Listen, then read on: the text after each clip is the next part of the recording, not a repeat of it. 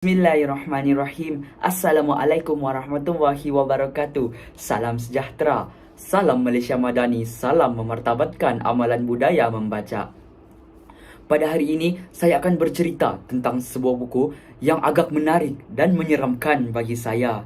Sebelum itu, izinkan saya memperkenalkan diri saya terlebih dahulu. Nama diberi Muhammad Faris Daniel bin Wasli, seorang pelajar tingkatan 5 yang menuntut ilmu di Sekolah Menengah Kebangsaan Tebobon. Jadi, buku ini telah ditulis oleh seorang insan yang tidak asing lagi dalam kalangan warganet, Anwar Darwisi. Anwar Darwisi memulakan karya beliau dengan menulis novel secara dalam talian pada tahun 2020, tahun pandemik.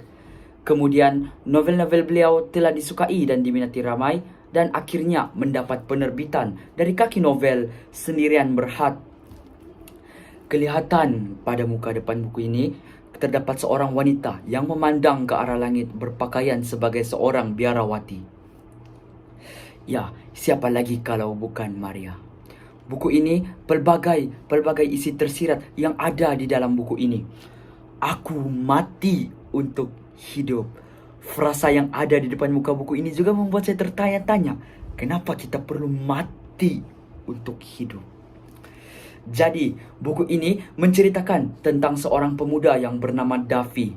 Davi merupakan seorang pensyarah yang baru saja diletakkan di tempat kerjanya yang baru di Bandar Mantin Negeri Sembilan. Davi merupakan seorang pensyarah yang pakar dalam bidang kulineri. Plotnya bermula apabila Davi diberi pilihan sama ada ingin menyewa rumah di kondominium yang sama nilai dengan gajinya atau di Pangsapuri yang tidak berpenghuni tetapi hanya bernilai RM100 sebulan. Davi tidak meragui keputusan beliau.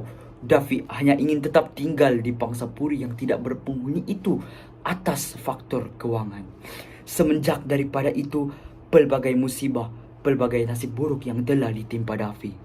Antaranya, bunyi ketukan pintu pada pukul 1 pagi, kedengaran orang sedang berlari-lari di atas rumah Davi.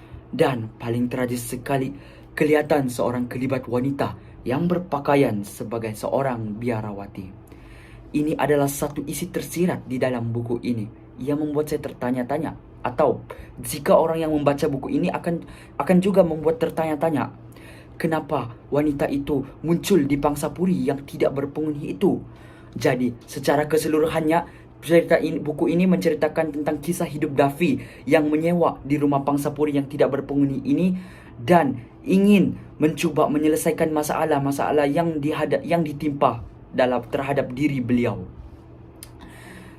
Para penilai, buku ini bukan sekadar menceritakan, tetapi ia juga mempunyai pengajaran dan makna di sebalik cerita-cerita tersebut. Saya bagi satu contoh. Buku ini menyentuh soal dua agama utama, agama Islam dan agama Kristen.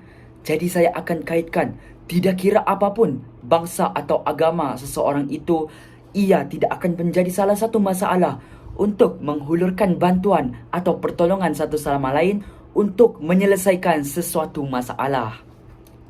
Seterusnya, izinkan saya memetik satu frasa yang menarik di dalam yang terselit di salah satu muka surat buku ini. Pengharapan kepada manusia akan buat kita kecewa. Cinta kepada manusia, manusia akan mati. Cinta kepada Allah Subhanahu wa Ta'ala adalah cinta yang kekal dan abadi. Tuan-tuan, para penilai sekalian, ia membuka mata saya untuk berfikir lebih jauh selepas membaca petikan itu dan mendalami maksud petikan tersebut. Frasa yang menarik ini, Ia membuatkan saya untuk tidak berharap kepada seseorang yang akan meninggalkan kita dan berharaplah kepada Allah Subhanahu wa Ta'ala agar dirahmati dan diberkati dalam hidup. Di samping itu, buku ini juga mempunyai satu kekuatan lain daripada yang lain. Saya bagi satu contoh. Contohnya, penulis berjaya membawa pembaca masuk ke dalam bentuk penceritaan. Misalnya, jika dalam bab yang menceritakan situasi seram, Saya sendiri turut berasa takut seolah-olah berada di dalam situasi seram tersebut. Menarik bukan? Jadi buku ini jadi pada pendapat saya ingin menyeru untuk individu yang suka akan jalan cerita misteri dan seram untuk membaca buku ini, karena ia akan menimbulkan banyak persoalan.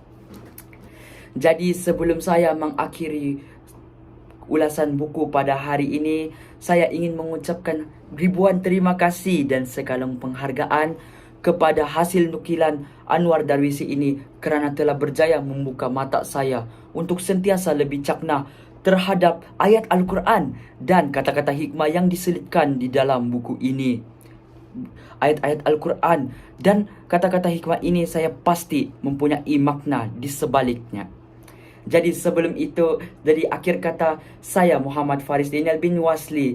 Wabillahi taufiq wal hidayah. Wassalamualaikum warahmatullahi wabarakatuh. Sekian, terima kasih.